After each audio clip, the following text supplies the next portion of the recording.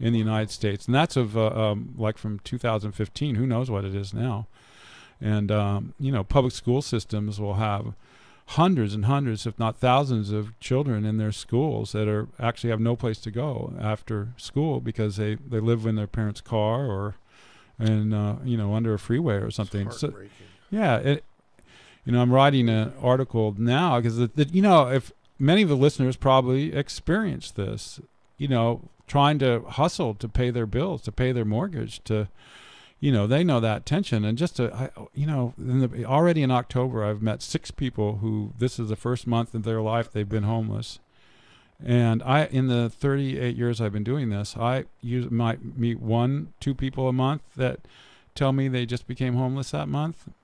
Sometimes months will go by where no one comes to me saying that they had just become homeless. But in May, there were 6 people during the whole month who spent their first days on the streets in May. And how do they know to come to you, and why do they come to you? They come to me because, one, people living on the streets know they can trust me.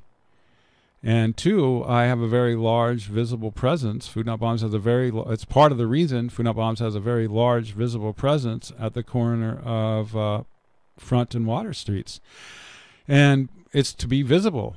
It's to make sure that the public knows that we are actually spending, from my perspective, at least half the federal income taxes that we pay on the military while we let our veterans live in the streets. And if we could spend, we are, the United States is half of the world's military spending. Our taxpayers, our military uses half of the oil that the United States purchases is used by the U.S. military.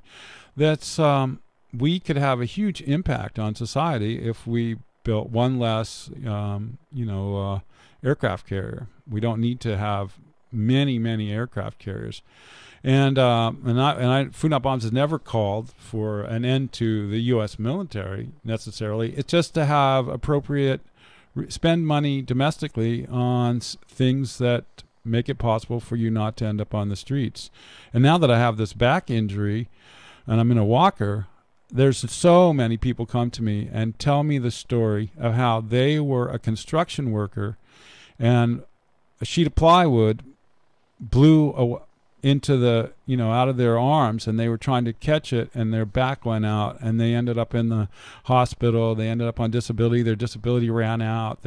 One thing after another, and they end up on the street. And I hear this story over and over and over again. And I have one friend that worked for AT&T, was a mechanic for the fleet. He's one of the people at the post office. He injured himself trying to catch a piece of equipment at work. He does have a disability check, but it's not enough to get into an apartment in Santa Cruz. He doesn't want to take opiates. He ended up turning to drinking. He ends up being robbed all the time. He lives with nothing. He's a very smart person. And it's a shame. This is our workers. These are the people that are living at the post office, or actually, people that have held jobs, do hold jobs, but just cannot afford to get an apartment, or can't organize themselves, or don't have. We've helped some people by them having their belongings at our place, and that gives them a chance to go get a job because they don't have to show up. What place are you talking about? At the little apartment that my partner and I rent. And so if we stash somebody's bag there, or we put it in the Food Not Bombs van, and they can go. You can't show up to a job interview with a backpack and a sleeping bag without a shower. And or in the case of the most recent person we helped, he couldn't go stand at outside of San Lorenzo Hardware on 41st and get picked up like with the other immigrant workers. And he's not an immigrant. He actually came here from Florida because this is where he had been as a youngster, and he'd seen news of the floods, and he's a very skilled builder, and he thought, well, there's going to be a lot of work out here rebuilding places that were damaged. He saw this all in the news, and so he came back here because he had friends that he knew, and it turned out his friends were out of town when he got here, and he started sleeping with us at the city hall during the Freedom Sleepers, and And just by us simply stashing his providing him a safe place to stash his belongings so he could show up, because no one's going to hire you standing on a street corner with a backpack and a sleeping bag. That diminishes your possibility of employment. But now he has his own little room and everything, and he's off the streets. And we have like case after case where the simple issue of storage of a person's belongings, and and just not having to having that freedom to go out and look for work is changes people's lives. And so a simple thing of the city to just provide storage spaces, or to do like we had here in the 70s when I was like on the passing through. I was like a street waif back in those days, and I'd go on the wharf and do paintings and try to sell them to tourists and so on. But we had the switchboard, and you could leave your stuff at the switchboard on Pacific Avenue, and I sort of remember that. Yeah, that a simple little thing like that can change. When the winter shelter opened last, we have a couple of people that eat with Food Not Bombs that just would so happy that they could leave their belongings at the winter shelter and go out and do things. And they would just every time they saw us, they would rave about the main point for them of the winter shelter was that the belongings could be safely stored somewhere. And it's like little simple things like that we're like one of the wealthiest communities in the world, and yet we can't, like thousands and thousands of dollars of people's personal belongings, or the city pays more money to throw away people's blankets and sleeping bags and tents than it would cost to provide a storage space for people to put those belongings in them. And they would not, it's tragic. Like people come to us like, we gave them a blanket on Tuesday, and on Saturday they don't have any blanket again. We're giving them another blanket, and they're in tears. Because imagine last night sleeping on the sidewalk in Santa Cruz, California, or down on. I can't imagine that. Yeah, and no blanket. 40s, yeah, and that's why we're having people dying of hypothermia. Like, we've been having memorial services for our friends. And is there any data available, Keith, about how many homeless people there are? In other words, if someone's magic fingers could be snapped and the problem could be solved with building of some single occupancy rooms or whatever you call them, how many people? There's probably no end to it, right? Because isn't it true that Santa Cruz is well known for being a haven for homeless people? I don't mean to sound No, well, it's well known amongst housed people in Santa Cruz, but it's actually a myth. And I've been feeding the hungry, and I visit my groups in cities all over the country. In every city, I mean, I remember I was like in Cleveland in the winter, and the people were saying all the homeless come to Cleveland because it's got the best services. Well, in January, what homeless person wants to go live outside in Cleveland? So that's a nationwide myth that every city has, and actually, this town is famous for in the homeless circles as the one place you don't go if you're homeless. This is because of the camping ban and all that. Yeah, because of the camping ban, because of the restrictions, because of the shelter has no space. It's well known that's the case, and that you're going to end up. This is one of the roughest places possible to live because of government policies. So it's very interesting that we have this belief. So there is a point. The counties, every county, to get federal funding from HUD has to do a census, and I was involved with this census this past year, and an outside agency does the audit to make sure that it's the method is as close to accurate as possible. And they found that there was over 900 people living outside in Santa Cruz, in the city limits of Santa Cruz, on this horrible rainy morning that you could, it's just unbelievable. We certainly missed a lot of people, but the official figure was around 900. And in surveys of the people where they questioned the length of time, is over 68% of the people said they had been living in a house in Santa Cruz for at the time they became homeless, and a similar percentage, a little bit higher, have lived here for 10 years or greater. And it doesn't say, I know from direct experience, a huge number of the people on the streets actually were born and raised here. In fact, one of the people at the town clock that was born here 61 years ago, and his mother was born here, and his grandmother was born here. So to use the term transient for probably nearly half the population is a misnomer, because many of the people that live on our streets actually have lived here many decades longer than the people in city council. So, it's a quite a misstatement of fact to say that. And it's obvious these are the children of people who built Santa Cruz, but they did not have the income to afford to buy land or property in Santa Cruz, and they who can afford to pay the rent. Yeah, also. they could. Yeah, God. so that these are the, some of these people that are living on the streets are the actual very people that built some of the buildings that the people that are complaining about the homeless are living in. Wow. So. I think there are a lot of solutions. There's actually going to be at the Homeless Service Center a meeting, and it's called Smart Solutions, which and I don't remember the day. I think it's Wednesday, the 25th.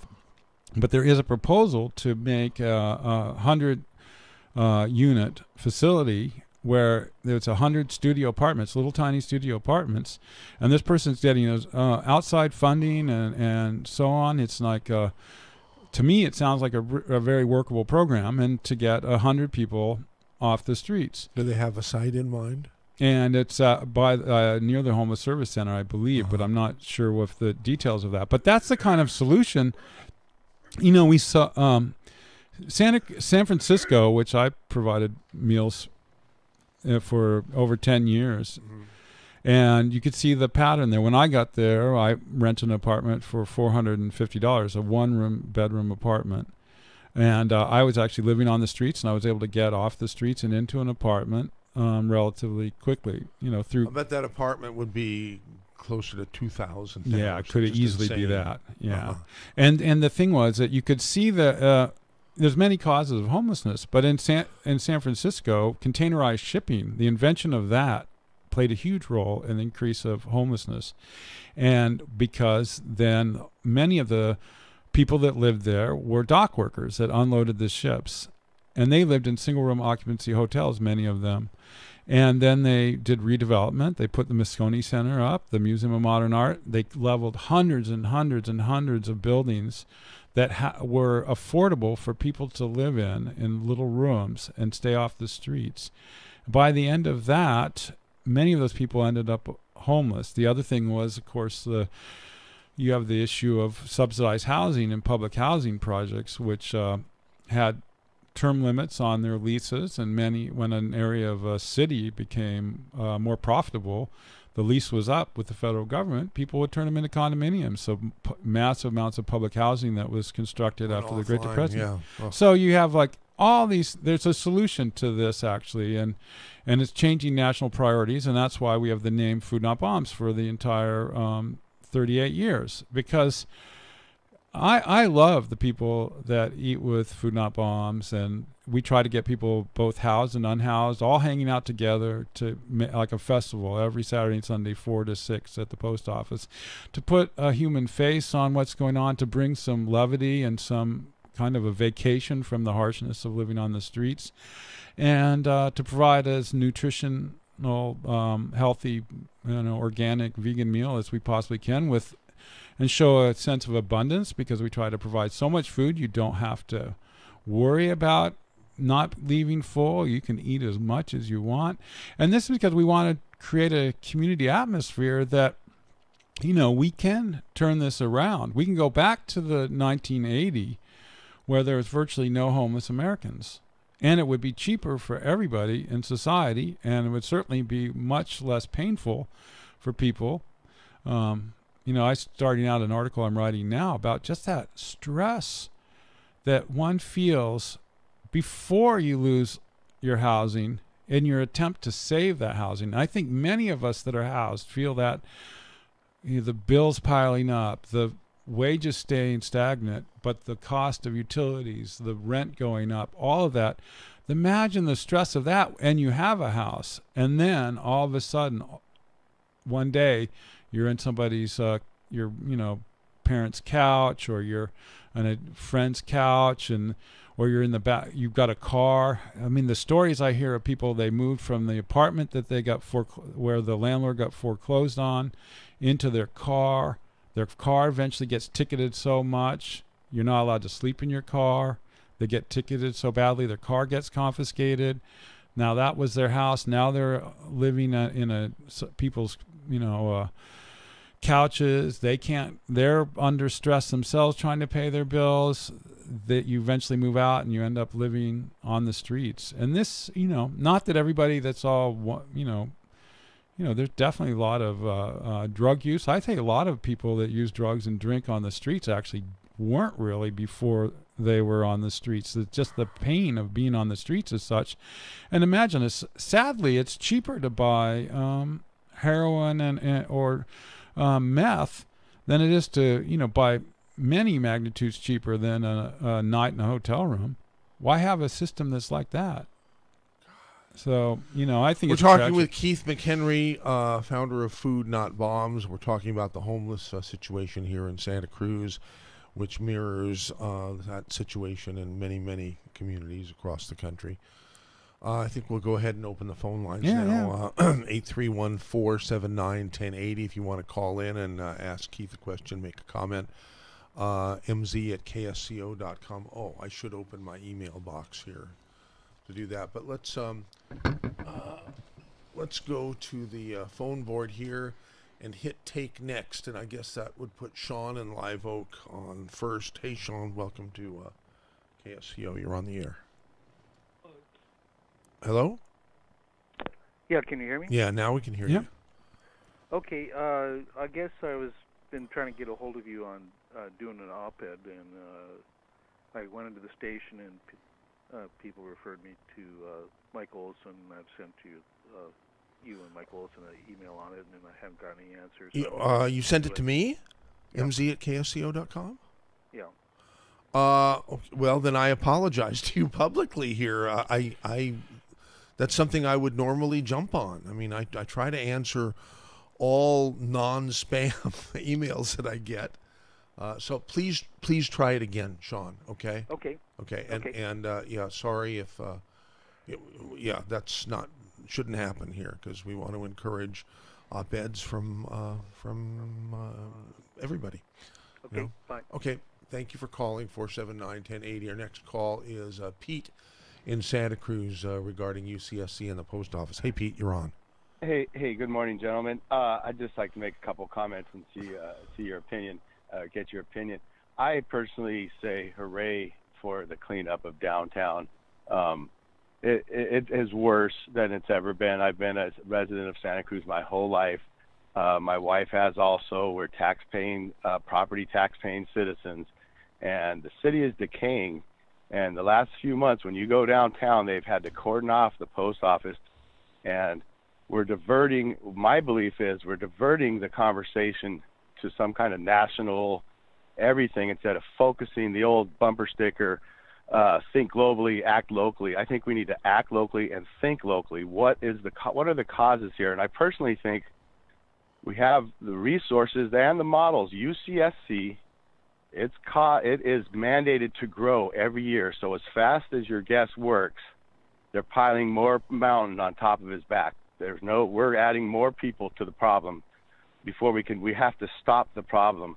We have to contain UCSC. They have the resources and the brain power up there to get the data on these homeless people. Let's find out who they are, where they are, what they need.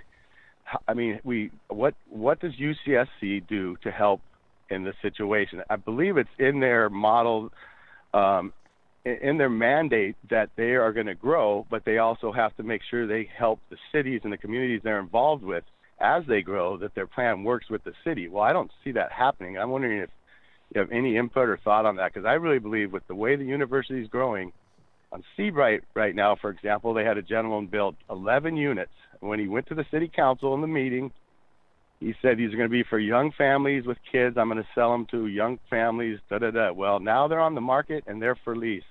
They're between $4,600 to $4,800 each, and they're perfectly set up for 3 students. And they're going to all end up being rented to students. And it's not going to help our homeless situation in any way.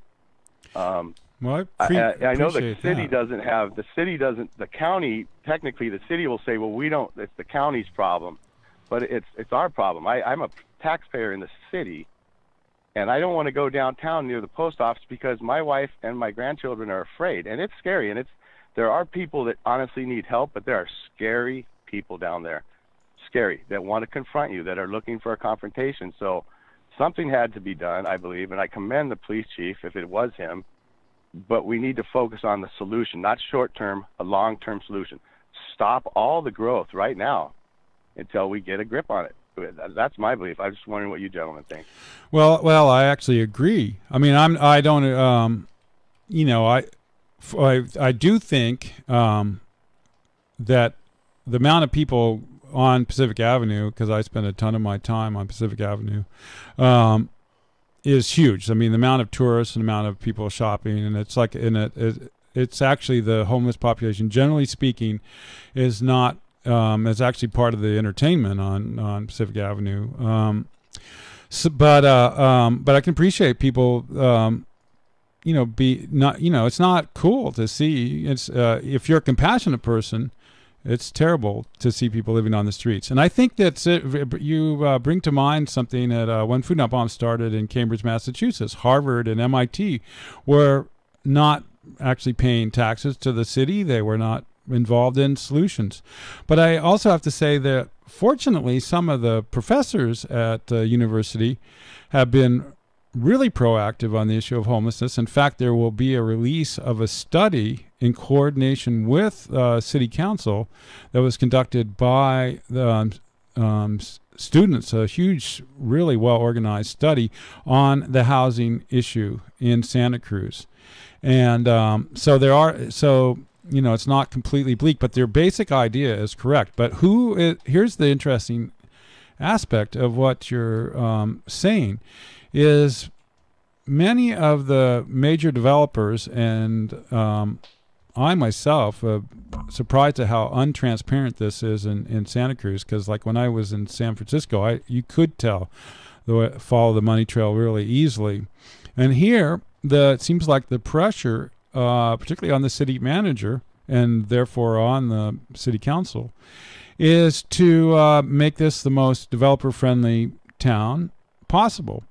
And so a lot of the policies are around maximizing profit for developers and builders, and it's not around providing solutions to solving the homeless problem. So basically, if I could just interject. Yeah. If I could interject, I developed a piece of property down near the beach.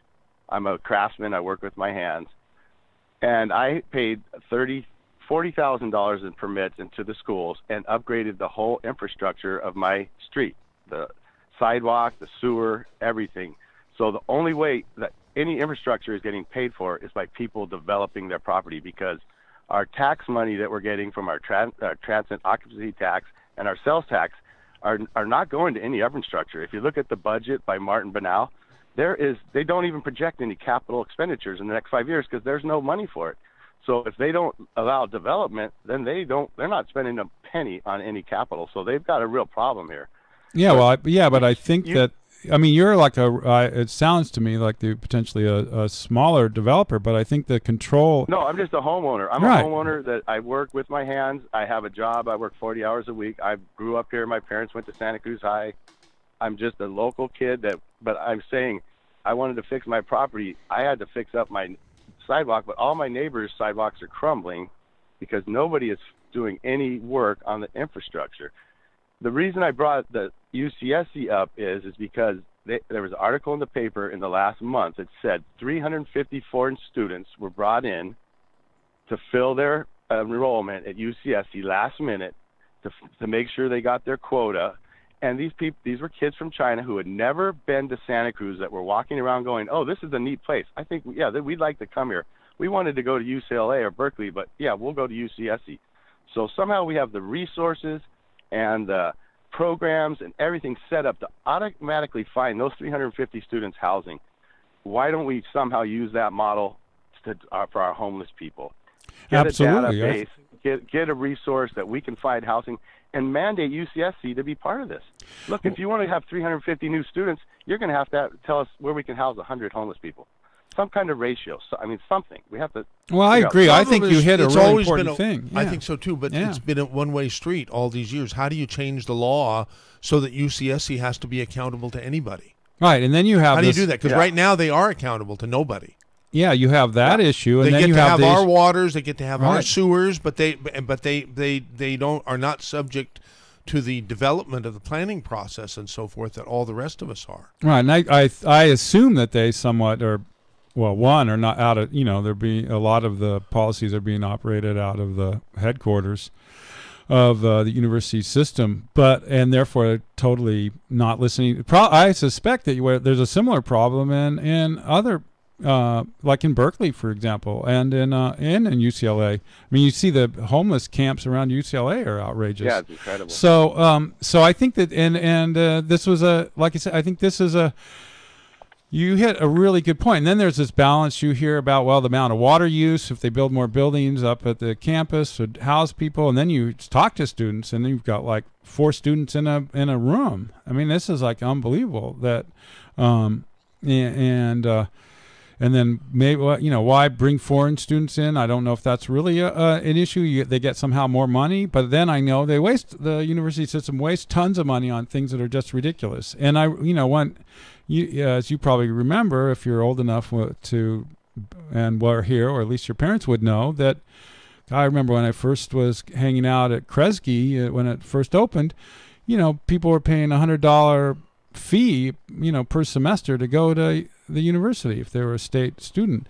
And I remember $129 per quarter. That's what I remember, but I think it was cheaper even before. Yeah, it's just crazy. I would like to say I'd like to get out of the way, let somebody else have some time. Yeah, but thanks for your really that was kind. very considerate of you, Pete, in Santa Cruz. Yeah, and very good comments. Very much, keep doing what you're doing, because remember 2 things. You have to look yourself in the mirror, and the kids are watching, and it seems like you remember that. Yeah, thank you so much, and thanks for your comments. Are fantastic. Thanks for calling 479-1080, where a line has just opened up. Wendy and Ben Lomond, your turn. Oh, well, I was hoping to get on a little earlier before we absolutely annoyed all of the people who are out as evacuees. We have about 1/10 the population of San Francisco is on the road, and they have relatives, and we've just made Santa Cruz look about the worst we could possibly. That last caller was like, oh my goodness. What is it? The last absolutely sexist organization, that Old Timers of Santa Cruz group that makes it so no one can leave? I mean, now wait a minute here. I'm on the board of directors. Money coming out your reamers, there is and you're no not money buying at all. the cash only, $10,000 houses that are all over the Rust Belt, all over the Deep South. What are you talking about? I want you to say it again, and I will correct you. Did you say Old Timers of Santa Cruz? Let's send our good friends, our homeless friends, off into the wilderness alone. No, you send them into a house that you bought in Ohio or in Detroit, or in the one I wanted, a beautiful one that would have made anything in Seabright look really, really bad in Albany, Georgia, which is a nice town. My father was raised there. And it was $16,000, and it had a great, huge, amount of land around it. Things that our people can do. We need to colonize, get them out of here. If they, having people protect women in doorways. Come on, guys, you can't do that. Well, you cannot take that responsibility for her life. Well, the horrible thing is that,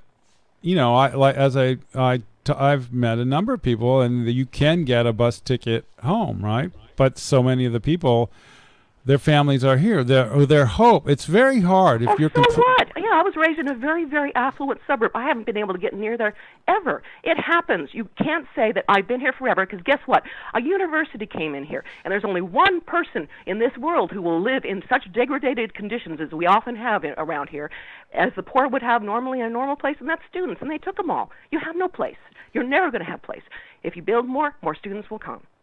Yeah, I'm saying have them colonize. Your friends, you're saying you have carpenters. Oh my gosh, I have seen houses that make me drool. Antiques that would make anyone around here just, these people in Sonoma would wring your neck for not, taking advantage of these people in other parts of the country and ship the antiques back to us we'll sell them for $3,000 or $4,000. Things you get in the trash in Syracuse. Yeah, well, I mean, I know from experience that, so I became homeless when I lived in San Francisco, but I was in Kansas at the time, even though my apartment was in San Francisco, and I was able to get off the streets really quickly. But I think most people are not. It's not so much that I think. Yeah, well, but I think a lot of it though is that people feel that their chances of survival are better if they're in an area that they know and that they have connections with. We are the new con here. This is so high end. We cannot think about things like, we've been here forever. People are moving everywhere, and yeah, well, I think say that it's you're giving calls. There are there are problems with giving food that the system has already dealt with to random people. It really is not I can see the problems if you have a lot of assurance from the people who are selling it, from the manufacturers, etc. Because you're asking for problems, and you're feeding the birds.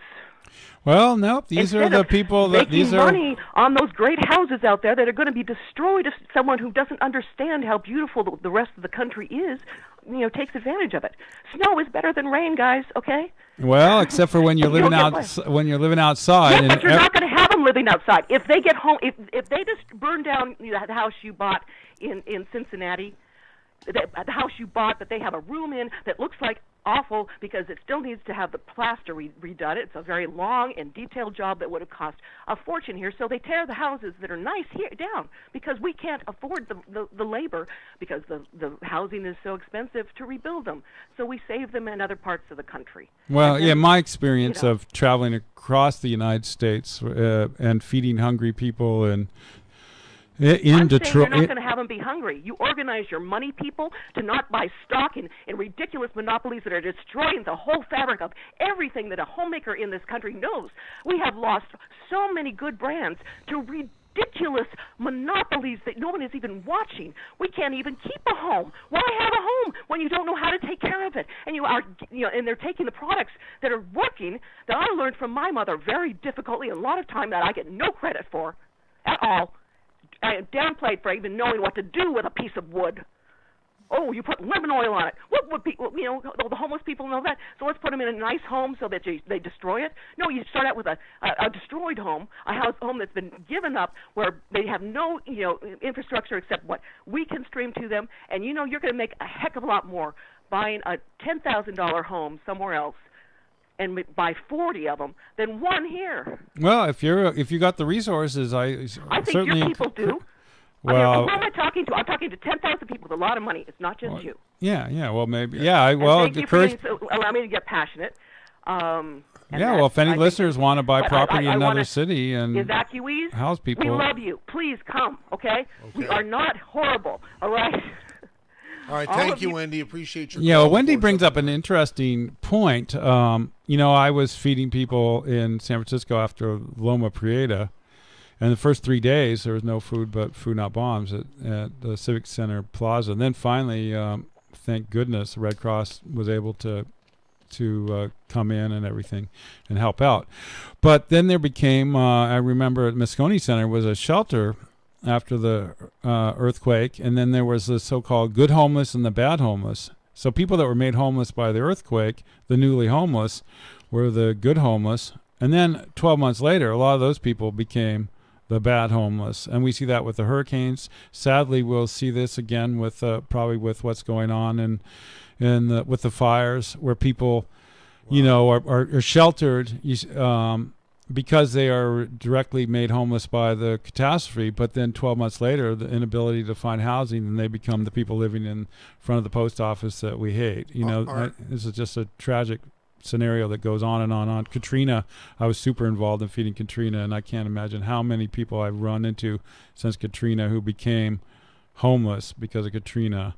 But they were in a shelter as a hurricane victim, treated, with some dignity, and then a year later, they're just the horrible homeless that we need to get rid of. We've already put Neil on, but there's Neil. but there's no time before the top of the hour news. So Neil, bear with us, and everybody else who's on hold, we'll get to you right after the news. Great. Right here on KSCO, Santa Cruz, Salinas, Monterey, San Jose, and Jason, we have another hour ahead, so we hope you'll stay with us. And here we go. Here's CBS News.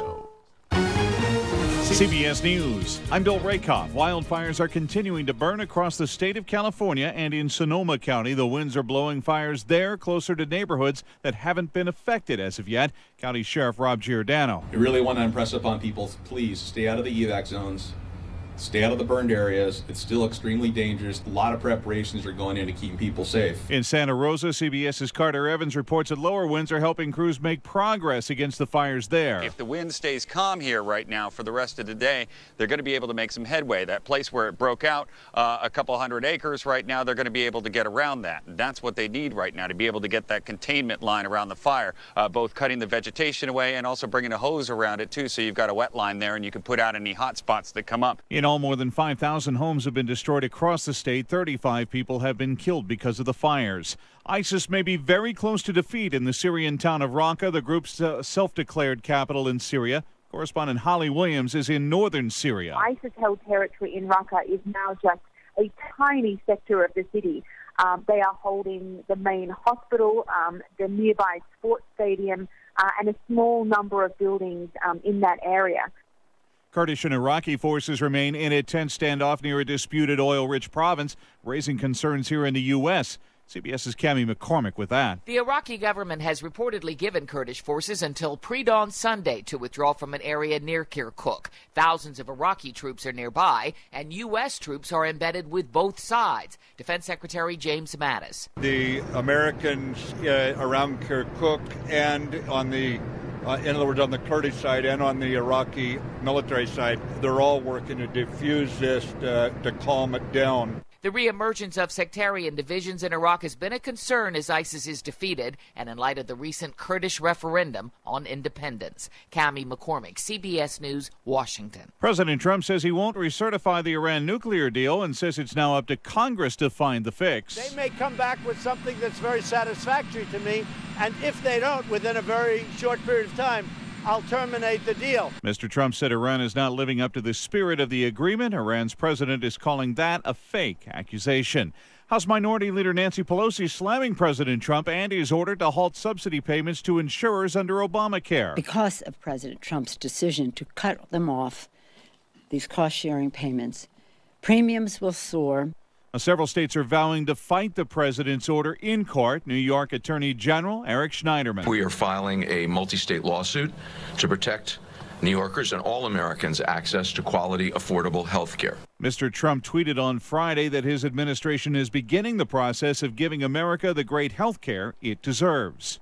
This is CBS News. At our home, winter nights are complicated. Either I end up freezing, or I'm sweating. Hi, I'm Missy Tannen. And I'm Scott Tannen, founders of Boll & Branch, the world's most comfortable sheets. And now, we've created the world's first luxury flannel bedding, available for a limited time at bollandbranch.com. Try them risk-free for 30 nights. Go to bollandbranch.com today for $50 off your first set, plus free shipping with promo code SLEEP. Spelled B-O-L-L and branch.com. Promo code SLEEP. War, poverty, and disaster have left millions of children around the world orphaned, abandoned, alone. When their parents can't be there, SOS Children's Villages is there. SOS Children's Villages is the world's largest nonprofit for orphan and abandoned children. In 134 countries, including the U.S., they provide vulnerable children with a loving and stable family, medical care, and an education. Children in crisis are counting on you. To make a difference in the life of a child, go to sos-usa.org.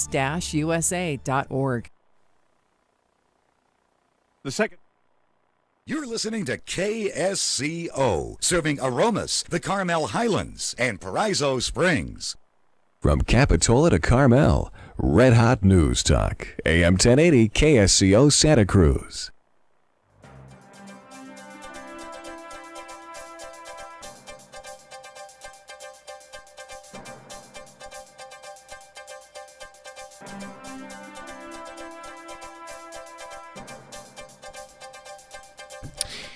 Good morning. You're listening to AM 1080 KSCO Santa Cruz.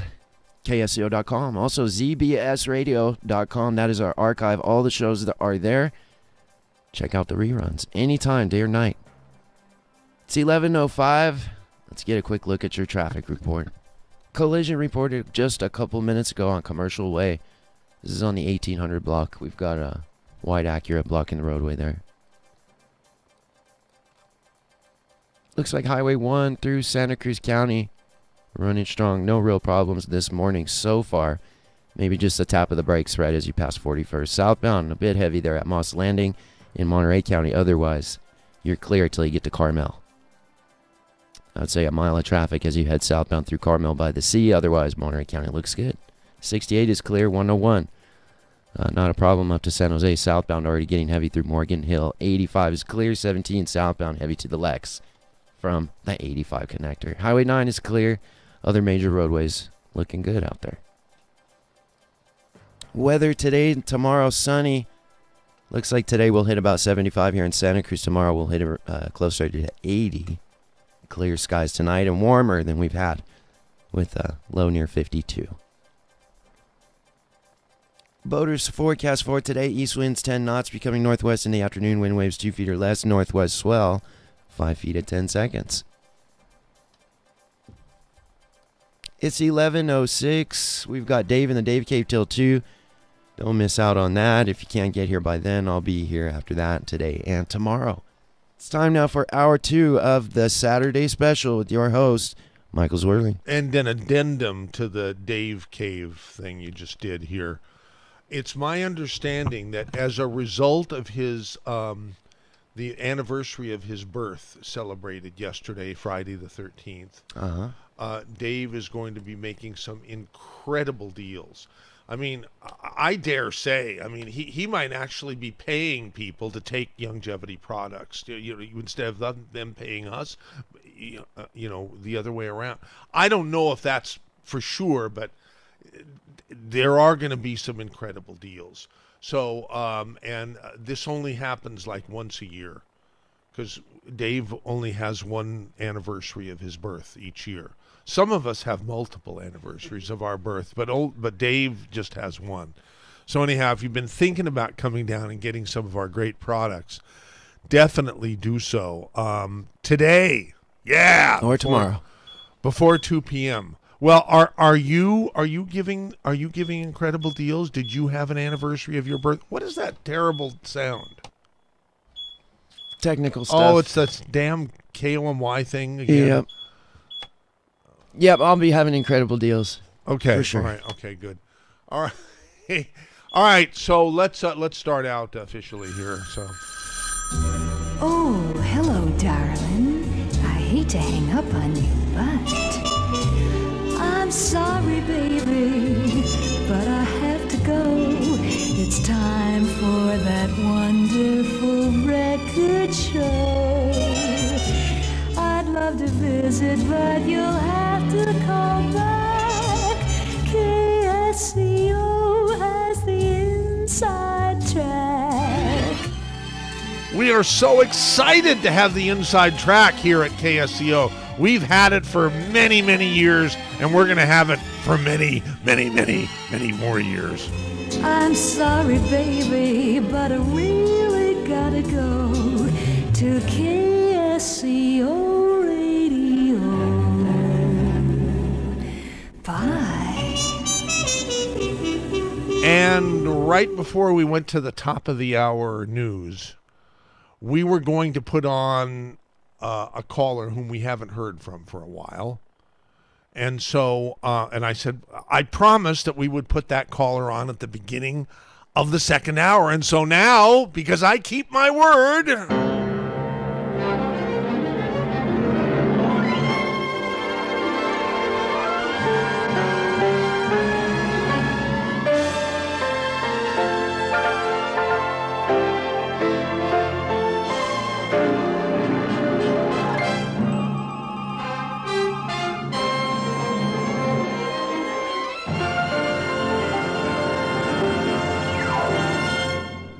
Neil and Hollister, you're on. Hi, MZ. Hi. Keith, I was listening to the C-SPAN book channel about 10 months ago, and they gave an hour to an author who is most notably the female founder of America's first black-centric bookstore. And most of their books were a combination Black history, pro-revolution. They were involved with the Black Panthers. And they were early on into the free food for the poor and the homeless program. And I found it very interesting that she said, her words, not mine, our goal was to get Americans to see food as a right. Then why not housing? Why not free medical and dental care, clothing, etc.? Or Bernie Sanders wants free college. Others want free daycare. I'd like to know what your guest's opinion is of capitalism and what his opinion is of communism. We miss your calls, Neil.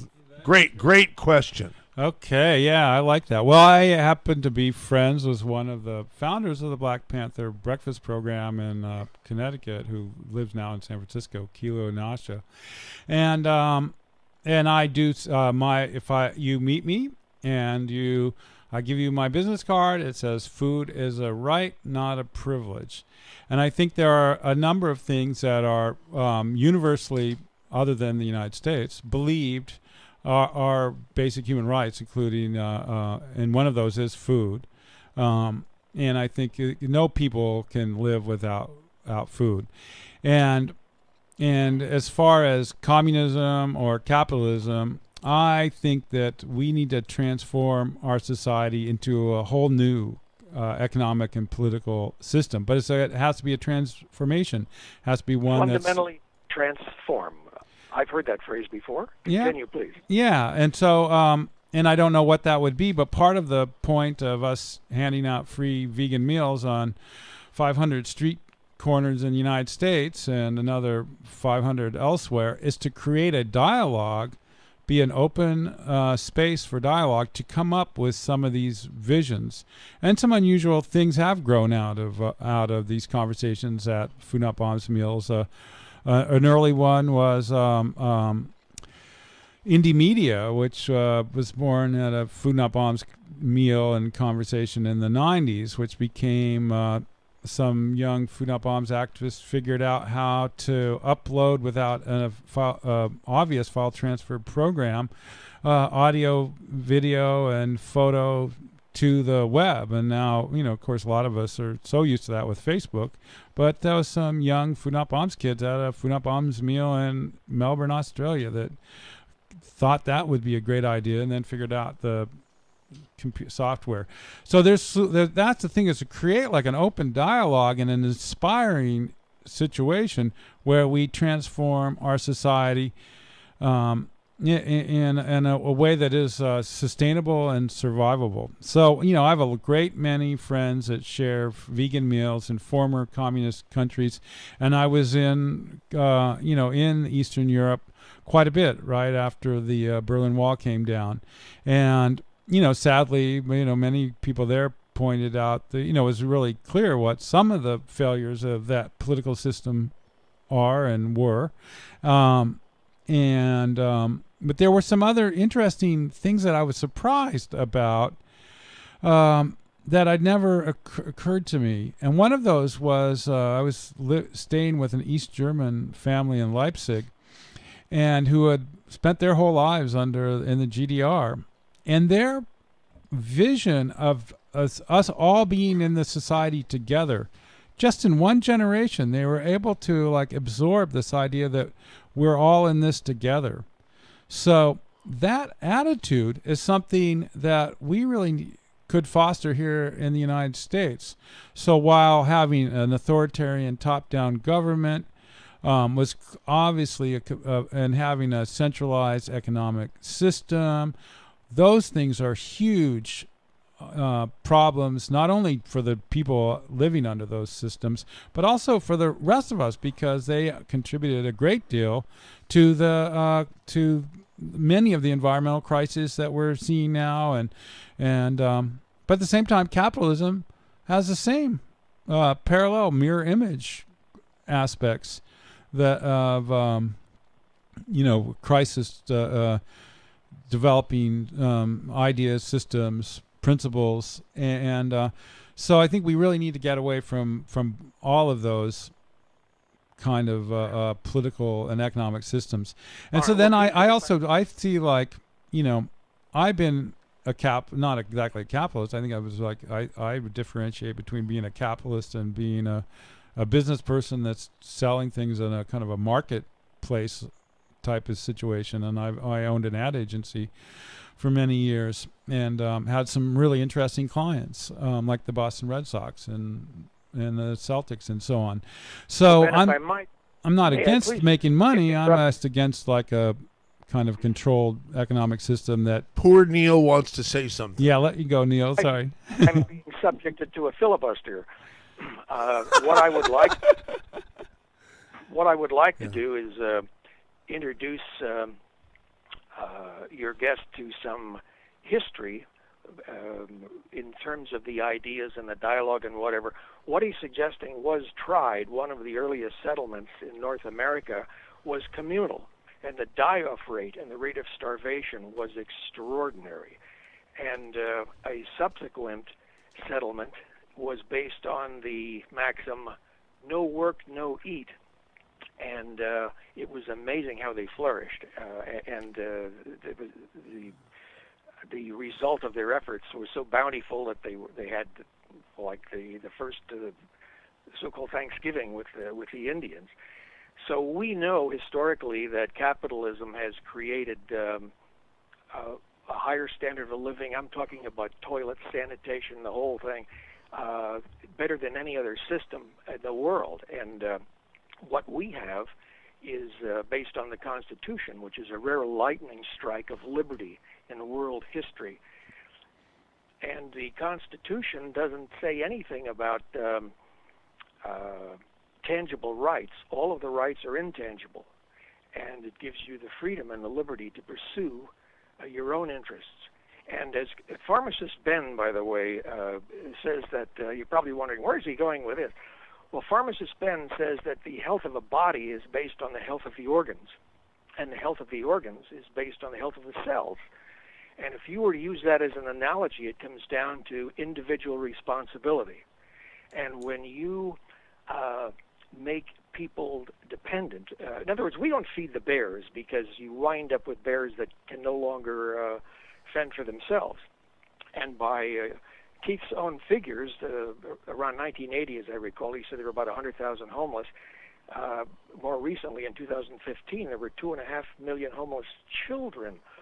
Well, I'm thinking Keith is feeding the bears, and he may not like to confront this, but people who've lived on the streets and who've called stations like KSCO, by the way. There is no station like KSCO. Well, true, but my point is that street people are calling and saying most of these folks out here with me on the streets are drug addicts or have mental problems.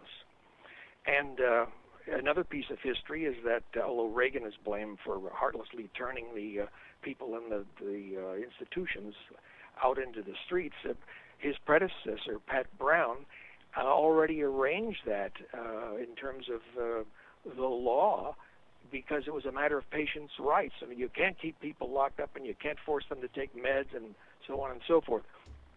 So I'm seeing a push for socialism, communism, in going through the back door, so to speak. Well, that's certainly not what we're advocating necessarily. But I still I find it interesting. For instance, sanitation, which we really appreciate here in the United States, of course, was imported from totalitarian countries, in particularly Mesopotamia, and that's brought to us from Persia and from Muslim countries, and that was a huge effort. One of the reasons that the plague was ended was because of the Crusades and this information and sanitation being brought back to Europe by people who returned from the Crusades. So, I mean, it's a much very complex thing. And then I would say, you know, having lived near Plymouth, Massachusetts, it's quite clear that communal Native Americans were the people behind the survival of the Pilgrims initially, and you know, so that kind of thing goes on. We have so many callers. Our lines are absolutely jammed. I'm blaming myself for not picking up the pace here, because if we don't pick up the pace from where it is, we're not going to get any other callers on, and that wouldn't be very nice. We've invited them to call, and they're calling. You have some good points. Neil, you know? thanks for calling. Don't be a stranger. Okay, Thank you. We missed your calls. Boy, we're gonna. I think the call after next is going to be Paul, who's a small town downtown business owner. I don't know if that means Paul is small in stature or that his business is small, but I suppose we'll find out. But we're going to take the next caller, and that will be Jan in Santa Cruz. I think Paul is up next. Jan, you're on KSCO. Hi. First of all, I'm honored to be speaking to the great-great-grand cousin of some dude that hung out with George Washington. Truly. Thank you. It's truly amazing. It is.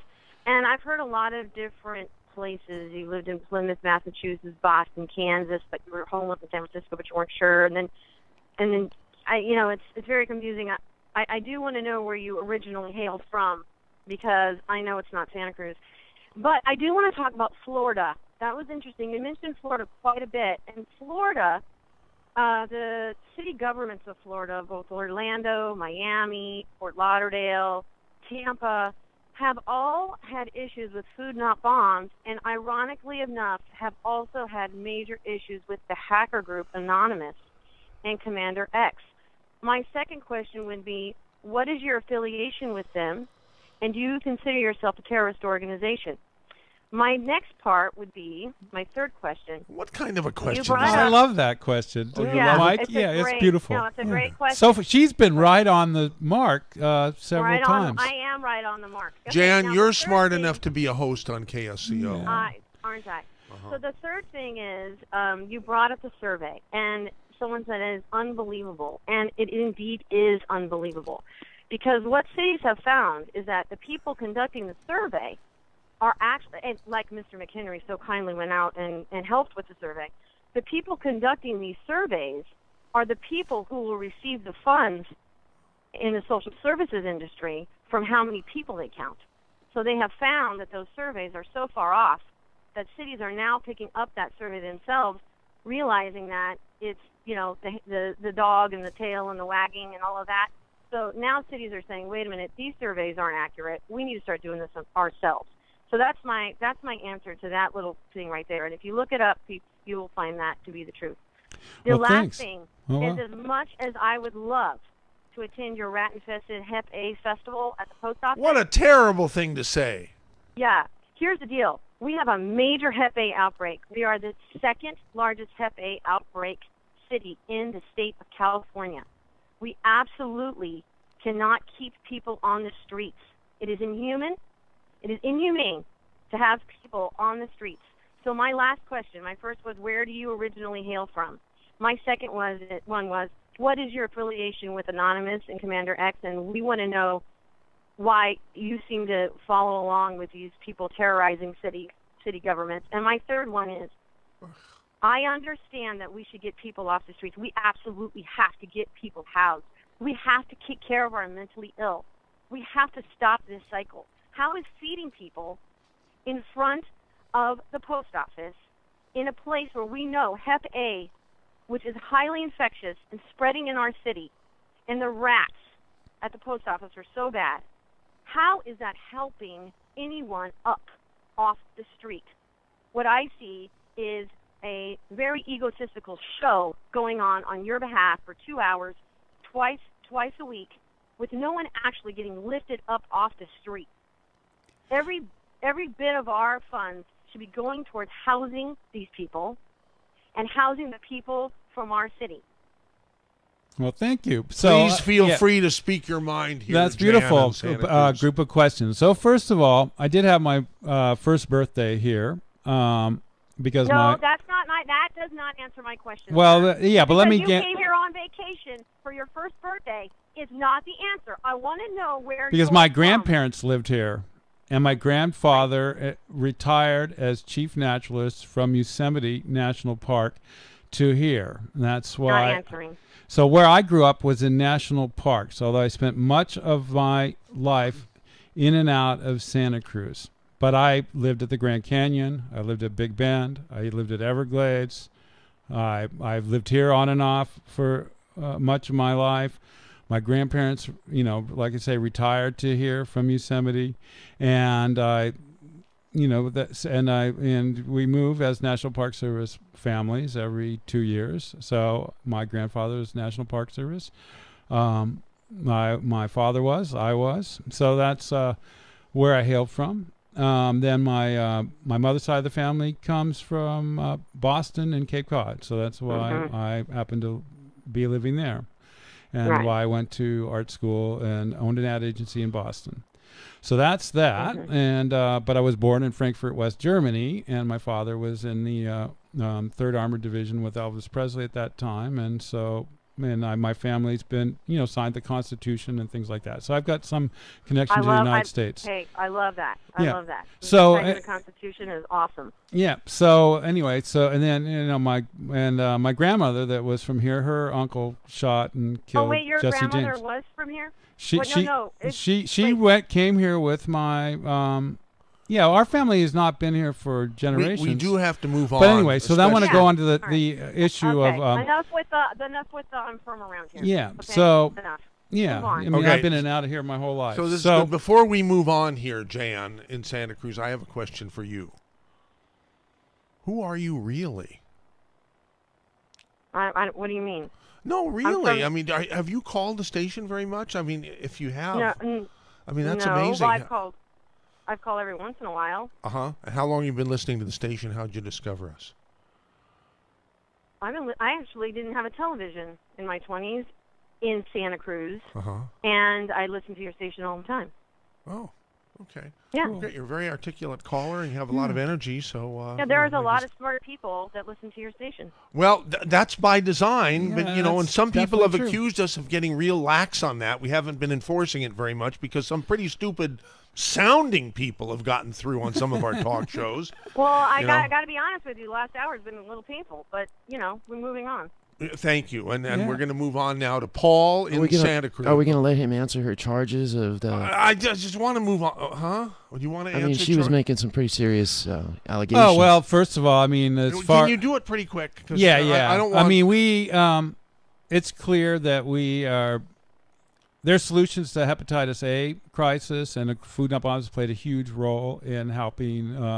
Actually, now there's fortunately a downturn in those cases. We've played a very concerted effort in that with the county health department, and so we're aware that we've made huge progress on that. And we've what have you done to help that? Well, we are actually involved in both providing a clinic to vaccinations, and we have. You guys vaccinate out of your van in front of the post office? No. The county health department works with us, and they send nurses there. Also, we were able to lobby successfully to get hand washing stations throughout downtown that were not there, and we provide the first hand washing station ourselves. So we every single person that comes in line can wash their hands with bacterial killing soap, and does so at our urging.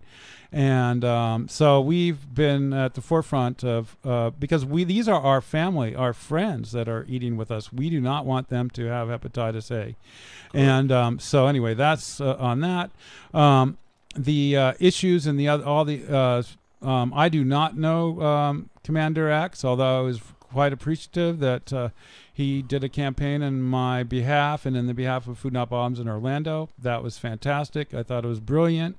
Certainly applaud his efforts there. I don't really know who he is. I have my suspicions.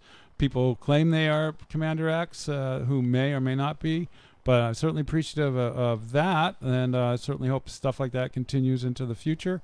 And there certainly helped raise awareness about these unjust and illegal laws limiting and restricting the ability to feed people on the outside. These are our American friends and family and people that have immigrated here for the purpose of seeking work, and they deserve food.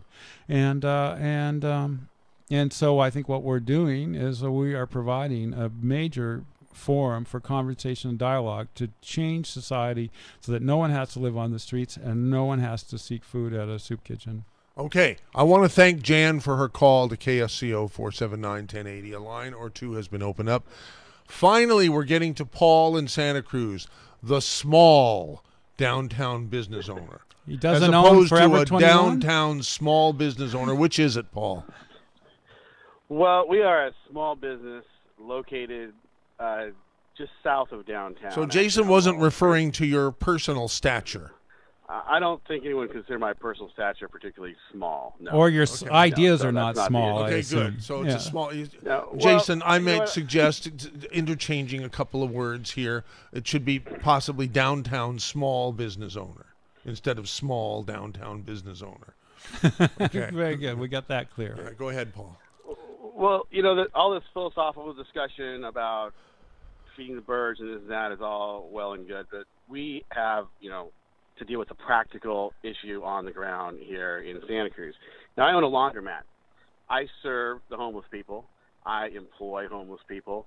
I have more interaction with homeless people than I guarantee probably anybody that's called in or been here except for Kevin there. And I can tell you he's spot on a lot of things. The homeless situation in Santa Cruz has shifted. Now, I've been down here 17 years. From being what I would call the gutter punk homeless in the late 90s and 2000s who were transients primarily, to people now that are really second, third generation that can't make it here, that haven't been able to make it here, and that end up on the streets. And that is generally what I see is then leading to their demise. I mean, literally, then it's the drug use. And I see it all the time. People that have homes, they become homeless, suddenly the drugs take over, and then they are literally the bad homeless that everyone talks about. And in many cases, I mean, frankly, they are the bad homeless. And I deal with both types. And really what it comes down to is there's a certain segment of the population that holds on to their dignity. They remember, that they want out of that situation. And then there's a certain segment that gives up. And that just kind of in general, what I see. It's mostly 80% are the ones that are trying to get out. And I can tell you, quite frankly, the city is their worst enemy. The sleeping ban, the stupidest thing ever. I mean, the city wastes everybody's resources and time they hired, 27 park rangers to chase the homeless people out of the public parks, which in every other city I've ever been to, which is many across the world, is where the homeless live. Because it's the public space that many of them have probably paid for most of their lives. That is where they should be safe, and that is where they should be centralized so they can provide services. Chasing them out into the neighborhoods is insane. Because what does it do? Listen to all these angry people out there that are having to deal with homeless sleeping in their yards, sleeping on their porch, going to the bathroom in their backyards. I mean, it's the most ridiculous way to handle the problem I can even imagine. I don't know who thought of it, but they should be run out of town. And the sleeping ban should be repealed, right? The sleeping ban doubles should. the resources. Think about it. They hired. Now, did you answer my question? Yeah, Paul, what's that? Should the sleeping ban be repealed? 100%. Okay. Dumbest thing ever. Okay. Yeah, it's a waste of everybody's money and resources. Because they 14 chase them into the private sector, and then we call the police because we don't want them on our parking lots. We don't want them, using the restroom when there's no restroom. Another issue that Santa Cruz could deal with it very easily, the hepatitis thing, restrooms and hand washing stations. Yeah. This is simple. Yeah, spend $10,000, bring in 100 porta potties around town. Hepatitis problem will go away. Absolutely. That's All right, exactly. want to thank you for your This call. is not rocket science. Thank you, Paul. This Thank is you really for your fantastic. call, They need a Paul. tent. They need a tent on Ocean Street, right behind City Hall, so those people can look at that problem every day. They can house 500 people on that lawn every single night they could come in, they could be on work crews every day. They would do it because I know these people. They would do it. Give them a roof over their head. They'll work 3 hours a day for it. They go out and look for a job. The storage thing, dead on. They can't work when they don't have a place to put their stuff. Yeah. Thanks, Kevin. Good subject, good topic. Kevin, we need who's more of Kevin? it. I'm Keith. Yeah, people often Keith, confuse. I'm sorry. No problem, I Paul. But came in it's late. that's such a beautiful I thought call. It's for so. a minute, I thought there was someone else in the studio that I couldn't see. So one thing, I'm Paul. sorry. I just yes, no problem. One thing that Paul's pointing out is the park ranger thing is really crazy. The amount of money. I don't know what that budget will be, but we know from City Council's report on homelessness that the police department spent $14.8 million in each of the past several years, mostly on dealing with homeless people downtown. $14.8 million. That money could easily have gone to providing some solutions, and that's year after year. It's in the millions of dollars. 1 in 2 arrests are people who have either Coral Street, the homeless service center's address is their address, or have no address at all. 1 in 2 arrests in Santa Cruz. And so we're like, instead of housing them in a house or providing a place to sleep, we are taking them back and forth into the jails and paying literally millions and millions of dollars to do that.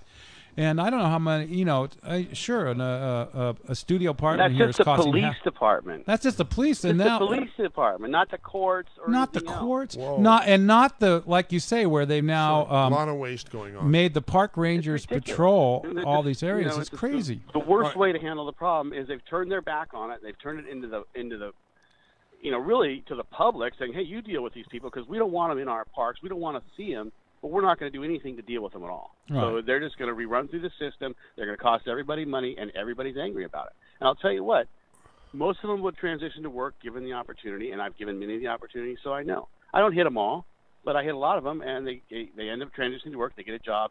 They get a car, so they can live in the car. So they're moving up from the streets. But that's how we have to treat each individual case. Which, by the way, is also illegal. The relocation that was brought up earlier to other parts of the country, that's a great idea. It shouldn't be illegal to live in a car. That's not right. Absolutely not. But Jason says it is. All it does is he knows. It pushes the problem. It pushes the problem into the private sector, into people's houses, and it makes it 100 times worse. I mean, I don't know who is looking at this in the city council, but it's the worst policy I've ever. I mean, and I experience it every single day. Paul, thanks for calling and thanks for waiting as long as you did. You got it. No problem. Okay. Yeah, here's that's our beautiful, next Paul. caller. Colonel Terry, and I know exactly what Colonel Terry is going to say. What do you think? Okay, well, first you're going to compliment Keith McHenry and his caring efforts for many years, for many others. Then you're also going to talk about illegal immigrants and sanctuary city stupidity, which has brought into our community overpopulation that competes for housing resources and denies some housing to our local homeless population. Then you're going to talk about UCSC falsely promised to provide adequate on-campus housing for all its students in the 1960s and 1970s. And then UCSC has continuously wrongly broken its commitment for the past 30 years. You're also going to say that too many UCSC students take private rental housing opportunities away from other people, including the homeless, public school teachers, firemen, and hardworking others.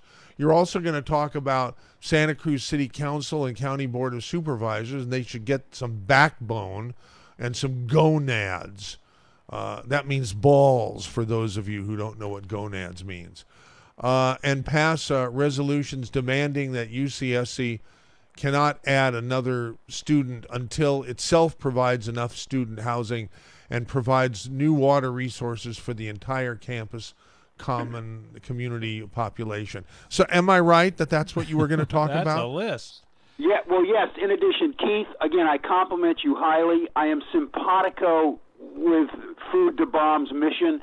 However, there's greater waste and misspending of government money, federal resources, by the Agriculture Department and foreign aid, which is totally profligate.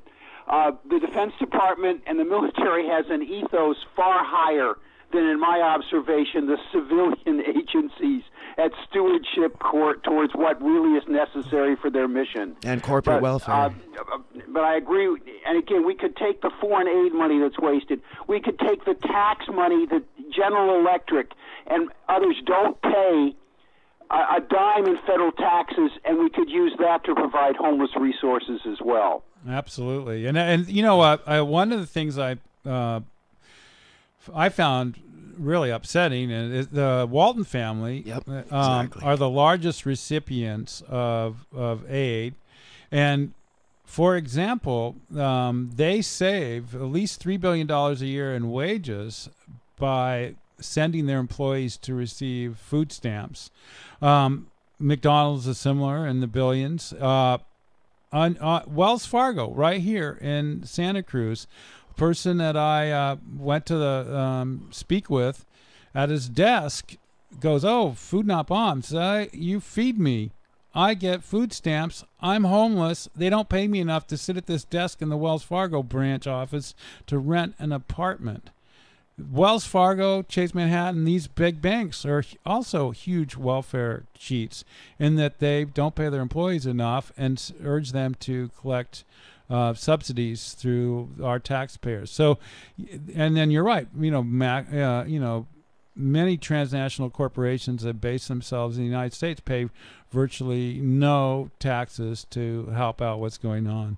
So this is definitely a huge problem. And another thing that's very an interesting statistic is the people that pay the highest percentage of their income, of the money that they have, are the poorest people in the United States. And the homeless are tax-paying citizens. And because of their situation of having to pay sales tax and so on to get access to what little they get, even though they have virtually no money at all, their total percentage of tax burden is said to be the highest of any class of people in the country. So, we really have to look at, a huge number of changes and educate ourselves about really where our resources are being spent and why we're having an huge increased number of homeless people in every city. LA was a 29% increase in 12 months of people living on the streets. We're seeing that. And I suspect we're going to see a huge impact in the next 3-4 years of people becoming homeless in this country. And what we're seeing now as the crisis in Santa Cruz is going to seem sadly and like nothing in comparison to maybe 2 years from now when we're on this station talking about why are there literally thousands of people living in our streets. Lastly, I am outraged that the Santa Cruz County Police and their rangers are taking the private property of homeless people they dispossess and target, etc.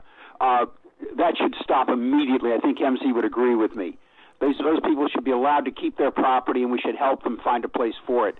On the new library proposed for downtown, I have suggested that outside-facing toilets be made available so that the new library or renovated library building will not be overwhelmed inside with homeless seeking to use the restrooms. Would you agree with that approach if we had a dozen or 16 outside toilets downtown that might include showers as well? Absolutely. And I know from being immersed in this in downtown, even, I don't think people realize this, but it would be easy enough to take like the all the tens of thousands of dollars we're spending on First Alarm and have them monitor bathrooms. Many homeless people would appreciate that. And the other issue is that,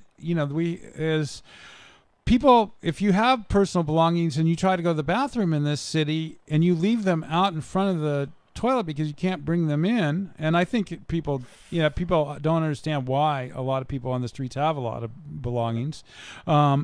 And often that's a mental health crisis that's developed since they became homeless, of hoarding.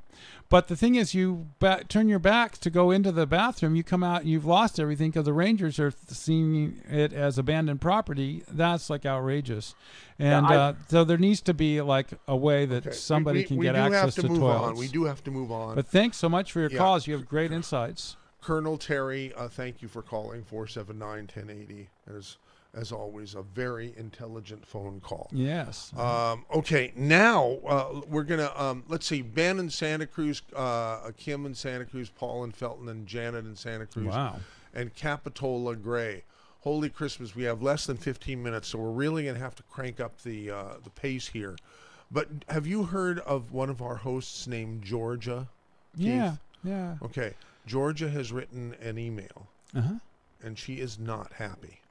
She's not happy. No. Well, I'm going to read the email. This is the way I read it. You might interpret it differently. Right. Okay. Your guest, Keith, is painting a very one-sided picture of this homeless problem.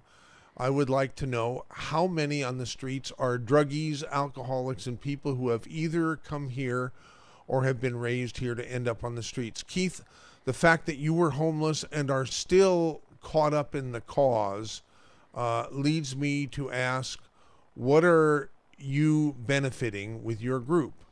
Why didn't you get off the streets and get a real job years ago? Well, I've had real jobs. I worked for Hallmark. I was a marketing director of the Piano Technicians Guild. I've had many jobs. And you've been entrepreneurial. I owned a company ad agency for years. Yeah, was your ad agency purchased from J. Walter Thompson? No, I funded that whole. No, it was not purchased by anybody. I shut it down and moved to San Francisco. Just thought I'd try doing a different kind of business in San Francisco. Let's continue which was with successful. George's email here. If those you describe are really people who helped build Santa Cruz, why didn't they move to an area they can afford? Why stay in one of the most expensive areas and then expect people to feel sorry for you and take care of you? I personally, as a woman, resent that I don't feel safe on the streets in Santa Cruz. In Athens, Greece, there are 5 million people, 2 million unemployed, not one homeless person on the street. Why? Because they have family values. They take care of their own. If you want to fix this problem, get rid of your Marxist politicians who have done everything to destroy families and to keep people dependent on the government. And that's signed Georgia. Well, I think that there is something to the issue of families in the United States, because when I've tour Mexico and speak there often, and the poverty is huge in Mexico, but it's true, families really do help one another. But there's I think we have I think the attitude of being against the homeless downtown and the kind of the campaign to get rid of homeless people and so on plays an important part, because you find families also, it's just sort of this dehumanization aspect, and I think that needs not to happen. Ronald Perigo Jr. has sent an email. He also is not happy. It's about Paul's comments. MZ, porta potties around town would last about 10 minutes. I call BS on his comments. Ron from Santa Cruz. Well, the thing is that I think we see that the Locust Street and the Soquel Street toilets, they are maintained. There's not really an issue with them.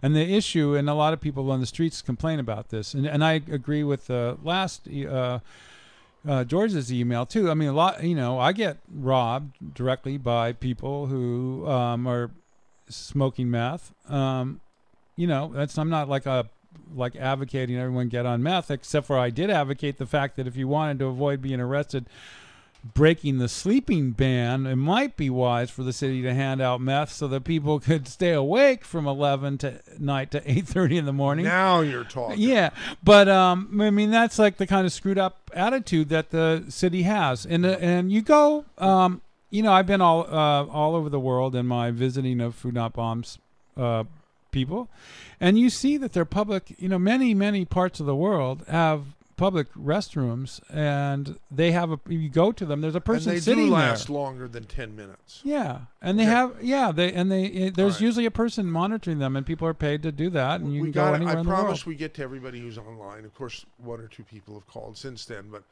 okay. I think what we're going to have to do in order for me to keep my promise is to just take the next caller here. Kim in Santa Cruz, a social worker, post office. Go ahead, Kim, real quick. Kim. Oh, sorry. Yeah, I didn't have hear me? Yeah, now we didn't have the slide up. My bad. Here. Go ahead. Okay, I'm going to try to be concise here because I know we're running out of time. We sure are. So I get it. I'm a social worker, retired social worker now, been here forever. Most of my family has left because they couldn't afford to live here anymore, and they don't expect the government to support them. They moved. My son laid a lot of concrete in this town. Keith had mentioned if you help build the town, I guess you should deserve to live here for free or something to that effect. No, not for free, but you should be allowed to live here. Hang on. But he moved on to King City where rent is half as much. The post office has been a huge encampment. I noticed it increasing as we all have, especially since the feedings and the rats and now Hep A, and we've actually passed up San Diego per capita. And I'm glad that the folks are moving on. And but what I'm, and I think many callers or many listeners might know that Keith is a self-proclaimed anarchist. Yes, I am. We're seeing a different side of you on the radio, and I've. No, this is exactly the side of an anarchist. Yeah. It's my turn. Yeah. I've watched you bully grandmas at the at the courthouse, and it's interesting to see that you're anti-government when it comes to your legal issues and when it comes to abiding by the laws, but you're pro-government when you want free housing for everyone and for yourself or whatnot. But how can the most expensive place in the United States afford to give out, and this is me as a social worker and someone who did the homeless count and who's lived here, and I pay 75% of my income to housing, how can we afford to house thousands of people when our real estate is just through the roof? I mean, it's just, we can't give out free housing or $300 a month housing. I mean, I appreciate all your history, but let's say someone makes $900 a month on SSI, and for them to pay, say, maximum $300 a month, it's impossible. So this is exactly the problem. So I don't think an anarchist and a tired old doctor at public health or Ryan Coonerty are going to fix this. We need to bring in someone like Dr. Marbut, who's a private consultant, because, I love that you have brought in the idea of Dr. Marbut. And I think that people here should definitely feel free to stop by the post office and talk to me about Dr. Marbut's history. Oh, and one of his premises is to not hand out food on the street corners. And also, if you look to places like Loaves and Fishes, which we loved programs like that as social workers because we could go in and sit down with our folks. They had facilities. They were treated with dignity and respect. They weren't, serving them on the sidewalk. They weren't giving them diseases. They didn't, their food was prepared properly. So I know I'm talking fast. Yeah, and we have to go. We have to move thank you very much for your It's call. nothing personal. You understand. We that have was to move beautiful. on to Thanks so much. Paul in Felton about a TED Talk regarding homeless. Go ahead, Paul. Hello, MZ. Oh, hi, Paul. Can you hear me? Yeah, we got to move fast, though. Go. Okay. I saw a while back a TED Talk from a gentleman called Richard Berry from Albuquerque. Oh. And he had some solutions on what they are doing for the homeless.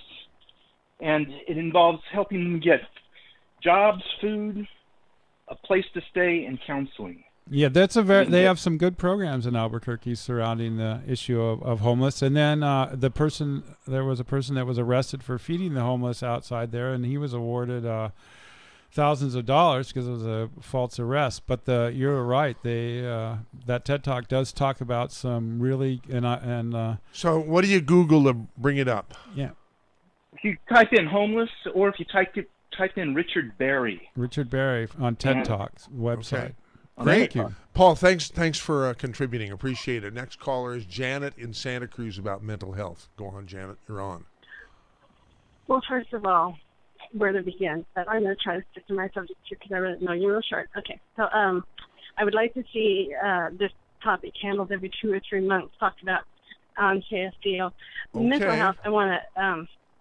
I would like to hear your guest thoughts on mental health. I wasn't in California when the mental institutions were closed. I get the impression that it's probably a good thing because there was abuse.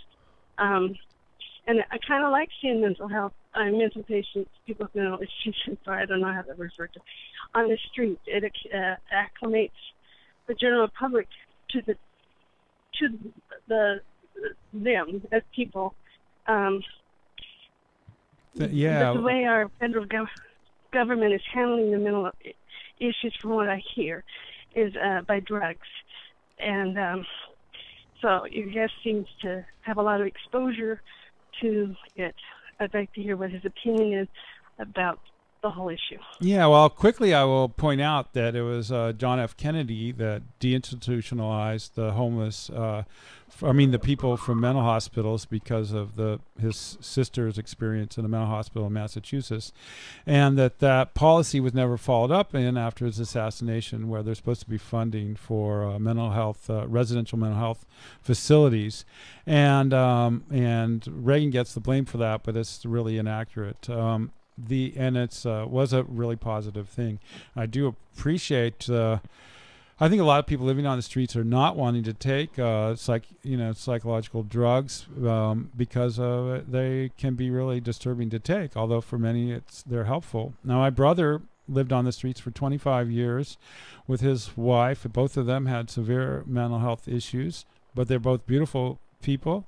And my brother wasn't diagnosed until after he became seriously ill, and was fortunate enough to meet a social worker in a hospital in Hyannis and get help. I think it's the stigma and the fear and the hatred of people with mental health issues is really, really sad. And I have come to have long, deep, and amazing conversations with many people struggling with a whole variety of mental health issues, and they are to be respected and to supported, and there should be like transitional housing or places for people like that, as was originally proposed in Kennedy's legislation before his assassination. Okay.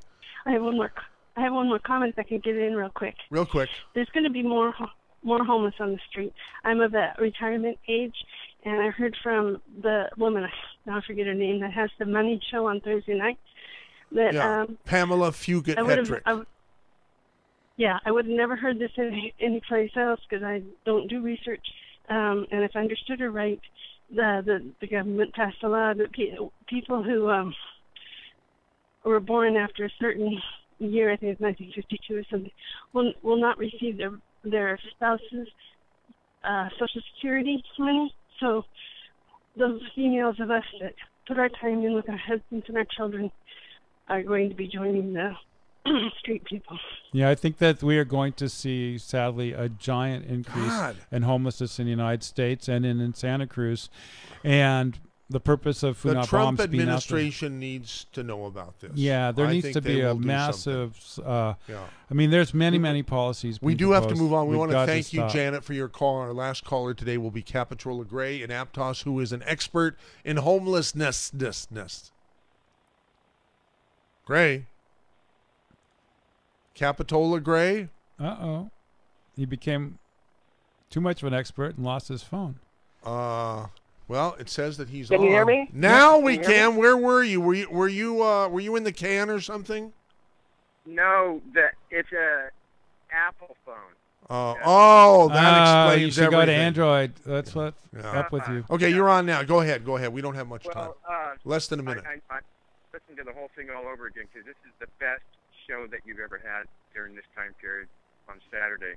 There was a lot of ignorance out there. Somebody made a comment, I won't mention names, about why don't you get another job. And I was just thinking about the people that believe in Jesus well, he stuck with the same work, and he didn't have a house. They shouldn't be looked down upon. It's just like some of these churches. There's one church that a lot of people won't tell you about. It's on State Park Drive across the freeway from Safeway, and they let people take showers on Saturdays. Wow, yeah, that's they're beautiful. Really That's great. Really respectful.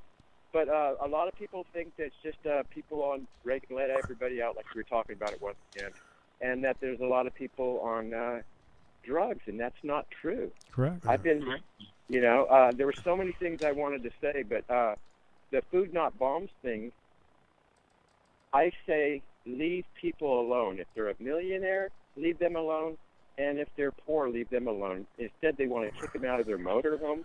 Yeah. I got approached. My one main thing I wanted to say today, too. 2 days ago, I was cleaning out a car by a church where we had it stored. Somebody had used it and abused it, drugs or alcohol bottles there. And what ended up happening is, this was daylight, and I was behind in a vehicle calling DMV, yada, yada, yada. But the main thing I have a problem with is when the officers feel like they can be gods, come up, arrest me, in the true sense of the word, they was arrested, for sitting in a vehicle on a phone saying I was camping. Okay, so camping that has to change. Thank you. Thank you. Wow, I wish you had more time. Thank you, Keith Thank McHenry. you, Mike. That's Thanks beautiful. for being a great guest on the Saturday Special. Thank you, Jason. Wonderful job. Thank That's it for this week. We're it's KSCO Santa Cruz, Salinas, Monterey, San Jose. We will join CBS News in Progress.